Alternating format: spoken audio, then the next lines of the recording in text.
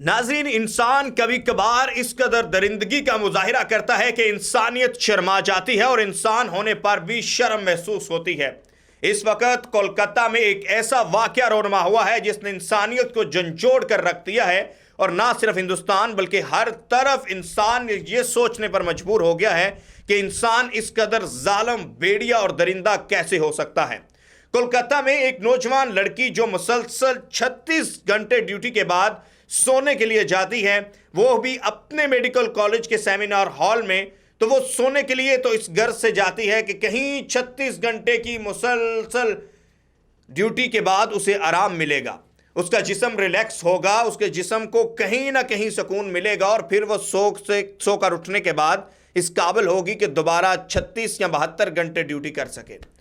लेकिन उसको नहीं मालूम कि जिस हॉल में वो सोने जा रही थी वो हाल तो बेड़ियों का हाल था और उस हाल में जो इर्द गिर्द लोग थे वो सब जालिम बेड़िए थे। उनकी शक्ल तो इंसानों जैसी थी लेकिन वो बेड़ियों से भी बदतर थे। वो लड़की जब सोती है तो सोने के बाद देखते हैं लोग कि उस लड़की की डेड बॉडी मिलती है। डेड बॉडी पर तशद्दुद ज़दा निशानात होते हैं, उसकी हड्डियां टूटी हुई होती हैं और फिर बाद में मालूम होता है जब पोस्टमार्टम रिपोर्ट आती है कि इस लड़की के साथ तो मुश्तरका तौर पर 10 से 12 लोगों ने जिनसी ज़्यादती की। अब आते हैं ये लड़की है कौन और इस वक्त जो प्रोटेस्ट चल रहे हैं उन प्रोटेस्ट में प्रोटेस्टर्स का क्या मुतालबा है। ये लड़की भी कोई आम लड़की नहीं थी। ये लड़की 31 साला डॉक्टर मोमिता है जो कि कोलकाता के आरजे कार मेडिकल कॉलेज में एज ए इंटर्न काम कर रही थी। एज ए इंटर्न काम करने से मुराद है कि अभी उसने नई डिग्री मुकम्मल की थी और उसके जहन में बहुत सारे ख्वाब होंगे और वो ख्वाब इंसानियत की बेटरमेंट के होंगे। एक डॉक्टर, उसका ताल्लुक किसी भी मज़हब से हो, किसी भी इलाके से हो, किसी भी मुल्क से हो, उसका मकसद एक ही होता है, उसकी जॉब एक ही होती है और वो इंसानियत की खिदमत। जब हमें कोई जख्म आता है, जब हम कहीं बीमार पड़े होते हैं और जब हमें कहीं ब्लड चाहिए होता है तो उस वक्त कुछ नहीं पूछा जाता, सिर्फ यही पूछा जाता है कि A+, B+, O positive, O negative. लेकिन उस डॉक्टर मोमिता ने ये नहीं सोचा होगा कतन कि वो जिस अस्पताल में जॉब कर रही है वो अस्पताल नहीं बल्कि वो दरिंदों का मरकज़ है। डॉक्टर मोमिता की तरफ आते हैं। 31 साल ये कोलकाता की डॉक्टर मोमिता जो कि कोलकाता के आरजे कार मेडिकल कॉलेज में एज ए इंटर्न जॉब कर रही थी। 36 घंटे की मुसलसल ड्यूटी के बाद जब वो सोती है और ये वक्त होता है 14 अगस्त की सुबह का तकरीबन 3 से 6 के दरमियान।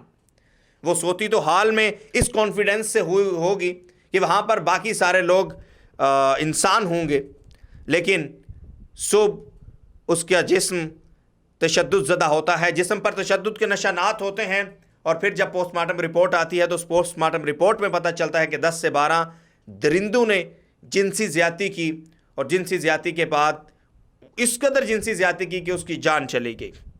इस वक्त हर तरफ भारत में प्रोटेस्ट हो रहे हैं और इस प्रोटेस्ट को लेकर प्रोटेस्टर का सिर्फ एक ही सवाल है कि आखिर ये कैसे मुमकिन हो सकता है।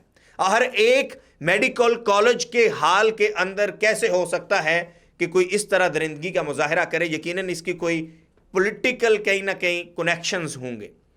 फिर पोस्टमार्टम रिपोर्ट आती है, फिर इन्वेस्टिगेशन होती है।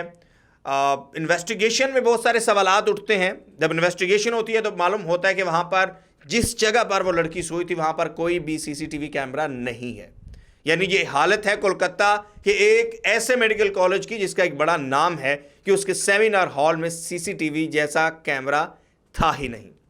फिर जब पुलिस इन्वेस्टिगेशन करती है तो मालूम होता है कि ऐन उसी जगह जहां पर डॉक्टर मोमिता की डेड बॉडी पड़ी हुई थी वहां पर एक ब्लूटूथ हैंड फ्री मिलता है। वो ब्लूटूथ बाद में पता चलता है कि एक ऐसे पुलिस ऑफिसर का है जो कि पुलिस के साथ कॉन्ट्रैक्ट बेस पर काम कर रहा है और मजीद इन्वेस्टिगेशन जब होती है तो पता चलता है कि उस शख्स का क्रिमिनल रिकॉर्ड भी मौजूद है और उसने इससे पहले इसी तरह वो अपनी वाइफ के साथ भी ज्यादती करता रहा है। सवाल ये पैदा होता है कि एक मेडिकल कॉलेज में तैनात किए जाने वाला स्टाफ के बारे में उस मेडिकल कॉलेज की इंतज़ामिया ने और बिलखसूस जो रेलिवेंट अदारे हैं उन्होंने अपना काम क्यों नहीं किया। हम वीडियो इसलिए बना रहे हैं क्योंकि कोई भी ऐसा वाक़या जब रोनमा होता है तो उसमें बॉर्डर या उसमें लिमिट नहीं होती। पाकिस्तान में हालिया ऐसे वाक़यात हुए हैं जो बहुत ज़्यादा मीडिया की ज़ीनत बने, बहुत ज़्यादा मीडिया पर हाईलाइट हुए, और वो शायद इसलिए हाईलाइट हुए क्योंकि वो रिपोर्ट हुए। बहुत सारे ऐसे केसेस होते हैं जो रिपोर्ट नहीं होते, जो रिपोर्ट हुए। आपको ज़ैनब मर्डर केस याद होगा जो कि बहुत ज़्यादा पाकिस्तान में हाईलाइट हुआ। आपको ज़ाहिर जाफ़र केस याद होगा जिसने अपनी बेगम, जो कि उसकी लिटरेट बेगम थी, उसके सर पर डंडा मार के उसकी जान ले ली थी, और बाद में मालूम हुआ कि वो उस वक़्त नशे की हालत में था। ऐसे बहुत सारे केसेस पाकिस्तान, सब कॉन्टिनेंट, हिंदुस्तान, बांग्लादेश में रोनमा होते हैं, लेकिन सवाल यह है कि ये केसेस उस तरह रिपोर्ट नहीं होते जिस तरह रिपोर्ट होने चाहिए।